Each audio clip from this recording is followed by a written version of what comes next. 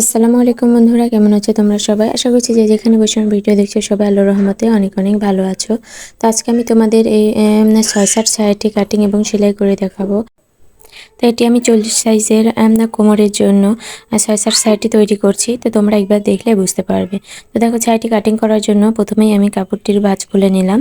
এখানে 2 ভাঁজ কাপড় আছে। এই 2 ভাঁজ কাপড়টিকে আমি এবার সোজা করে কেটে নিলাম। যে কোনো কাপড় কাটার আগে কিন্তু প্রথমে আগে সোজা করে কেটে নিতে হবে। তো দেখো, তারপর হচ্ছে আমি এখানে উপরে যে ফিতা ভরা যে একটা পট্টি থাকে, চওড়া একটা পট্টি, সেটা 5 ইঞ্চি মাপে কেটে নিলাম। 5 ইঞ্চি বা 5.5 ইঞ্চি নিলে যথেষ্ট, এর বেশি নেওয়ার প্রয়োজন নেই। তো এটা ভাঁজ দিলে 2 ইঞ্চি টিকবে। তো দেখে নাও, এই যে মোট 5 ইঞ্চিতে আমি কেটে নিলাম। তো এই এক টুকরো কাপড় দিয়ে কিন্তু আমাদের পুরো ঘেরটা আসবে না, যেহেতু এটা 40 সাইজের কোমরের জন্য। তাই এখানে আমি আরেক পার্ট কেটে নিলাম। তো এই যে 2 পার্ট কেটে নিলাম, এই জন্য 6-7 শাড়ি কিছুটা বেশি পরিমাণে কাপড় লাগে, যেহেতু আমাদের এরকম 2 পার্ট কোমর কেটে নিতে হয়। তো দেখো, আমার কোমরটা হচ্ছে বডির মাপে আমি নিয়েছিলাম। তো বডিটা হচ্ছে আমার 36 ইঞ্চি। তো তার সাথে আমি 4 ইঞ্চি এক্সট্রা করে 40 ইঞ্চি করে নিয়েছি। অবশ্যই কিন্তু তোমরা বডি থেকে যদি মাপ নাও, বডির যে মাপটা নিবে অ্যাকুরেট মাপ, তার থেকে 4-5 ইঞ্চি লুজ নিবে, তবেই কিন্তু ছাইটি একদম ঠিকঠাক হবে, বেশি নেওয়ার প্রয়োজন নাই। তো এখানে আমি 40 ইঞ্চি করে নিচ্ছি। এবার দেখো, 40 ইঞ্চির সমান করে কোমরটা কেটে নিচ্ছি, মানে কোমরের যে পট্টি দিব, চওড়া পট্টিটা, সেটা কেটে নিলাম। তো এই যে আমার কোমর পট্টি কাটা শেষ। এবার হচ্ছে আমি সাইডটি কাটবো। তো তার জন্য প্রথমেই সাইডের কাপড়টিকে আমি ভাঁজ খুলে তারপরে আবার 4 ভাঁজ দিয়ে নিচ্ছি। তার প্রথমে ফিতা কেটে নিবে, অবশ্যই সবার প্রথমে ফিতা কেটে নিবে। তো এখানে আমি 1 ইঞ্চি কাপড় নিয়ে নিচ্ছি ফিতার জন্য। অনেকে কিন্তু যে কাপড়টা আমার পট্টি করে বেঁচে গেল, সেখান থেকে জোড়া দিয়ে দিয়ে ফিতা করে। তো এভাবে ফিতা করলে আসলে জোড়া পড়লে ফিতাটা একদমই ভালো হয় না, তাই আমি এরকম সাইড থেকে কেটে নিই। তোমরাও সাইড থেকে কেটে নিবে, দেখবে কোনো রকম সমস্যাই হবে না। এরপর আমি কাপড়টিকে 4 ভাঁজ করে নিলাম। তো দেখো, 4 ভাঁজ করে সমানভাবে ভাঁজ দিয়ে নিলাম। এবার হচ্ছে এই শাড়িটি যেহেতু আমি 40 ইঞ্চির জন্য তৈরি করব, তো 40 ইঞ্চি কোমরকে আমার 8 ভাগ করতে হবে। অবশ্যই এই হিসাবটা মনে রাখবে যে তোমরা যেই কোমরের জন্য শাড়িটি তৈরি করবে, তাকে 8 ভাগ করে 1 ভাগ মাপ হচ্ছে আমাদের এই কোমরের মাপে নিতে হবে। তো এখানে আমি 40কে 8 ভাগ করে আমার হয়েছে 8 ভাগ করে আমার হয়েছে 5 ইঞ্চি। তো 5-এর সাথে আমি সেলাই মার্জিনের জন্য আরও 2 সুত পরিমাণ এক্সট্রা নিলাম, মানে 5 ইঞ্চি 2 সুতে আমি দাগ দিয়ে দিলাম। এবার এই দাগ বরাবর এভাবে ধরে কাপড়টিকে ভাঁজ করে দিলাম। তোমরা চাইলে সোজা দাগ দিয়েও নিতে পারো। তো আমার কাছে মনে হয় ভাঁজ দিয়ে নিলে দাগটা একদম সোজা হয়, যার কারণে আমি ভাঁজ দিয়ে নিই। যারা সেলাই কাজে একদমই নতুন, যারা সোজা দাগ দিতে পারবে না, তারা এই পদ্ধতিটা ফলো করতে পারো। তো এই যে দেখো, ভাঁজটা দিয়ে দিলাম। এরপর অনেকেই কি করে, এই ভাঁজটাকে, মাঝখানের ভাঁজটাকে শুধু এভাবে উল্টিয়ে এই ক্রস সাইডের সাথে ক্রস সাইডটাই জয়েন করে দেয়। কিন্তু এভাবে করা যাবে না, এভাবে করলে কিন্তু মাঝখানে ঝুলে যাওয়ার সম্ভাবনা থাকে। তো এটাকে অবশ্যই ক্রস সাইডের সাথে, মানে মাঝখানের ক্রস সাইডের সাথে পাশের যে টুকরোটা আছে সেটা সোজা সাইডটা জোড়া দিতে হবে। অবশ্যই এটা মনে রাখবে যে ক্রসের সাথে সোজা দিকটা জোড়া দিতে হবে। তো এরপর দেখো, আমি 2 সাইডে যে মোড়ানো কাপড়টা ছিল সেটাও কেটে নিলাম। কিছু কিছু পদ্ধতি ফলো করলে কিন্তু যে কোনো কিছুই কাটিং করা খুবই সহজ। তোমরা আমার সেলাই কাজে যারা নতুন, তারা আমার এই ভিডিও দেখে কাজ করলে দেখবে খুব সহজেই তোমরা কাজটি করতে পারবে। তো দেখো, আমি সেলাই ভিডিওতে চলে এসেছি। প্রথমে কিন্তু আমি ফিতাটা তৈরি করে নিচ্ছি। তোমরাও এরকম প্রথমে ফিতাটা তৈরি করে নিবে, এতে পরে সেলাই করতে গেলে আর ঝামেলা মনে হবে না। তো এই যে ফিতা তৈরি করা শেষ। এবার হচ্ছে আমি কোমরের যে পট্টিটা, এটা জয়েন দিয়ে নিচ্ছি। যেহেতু এখানে আমার জয়েন লেগেছে, তাই আমি জয়েন দিয়ে নিচ্ছি। তারপর এভাবে আঙুলের সাহায্যে একটু কাপড়টা চেপে দিবে জোড়ার জায়গাটা, তাহলে আর সেলাইটা ফুলে থাকবে না।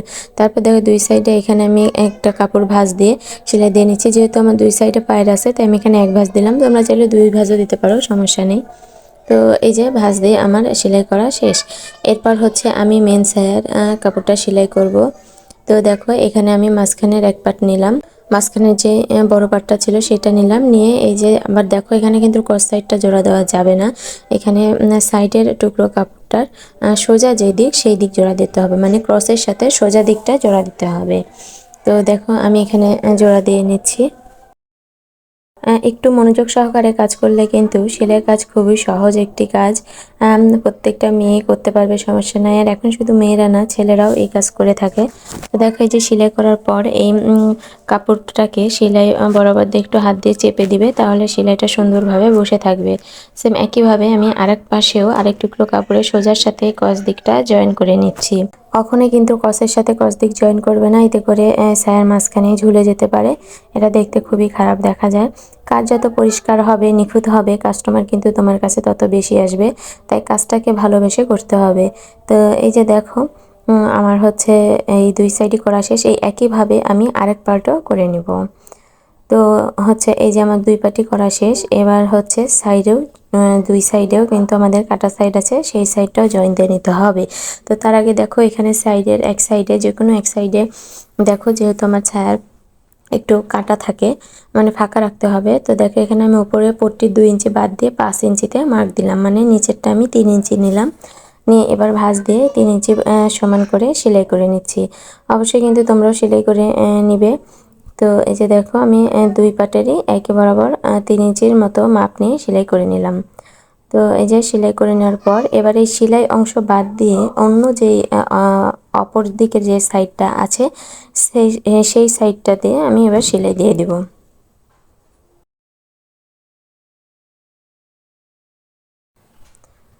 তো এই যে আমি অপর সাইডের সেলাইটা দিয়ে নিচ্ছি। তো এই সেলাইটা দেওয়ার পর কিন্তু আমি এই যে সাইডটা আছে, এই সাইডটাতে সেলাই দেব না। এই সাইডটা সেলাই দেওয়ার আগে কিন্তু আমি পট্টিটা লাগিয়ে নিব। তো দেখো পট্টিটা লাগানোর সময় খেয়াল করবে, পট্টিটা কিন্তু সোজা দিকে উল্টে আসবে। মানে আমি উল্টো দিক দিয়ে জয়েনটা করে নিচ্ছি। তারপরে হচ্ছে পট্টিটাকে উল্টিয়ে ভাঁজ দিয়ে হচ্ছে সোজা দিকে নিয়ে আসবো।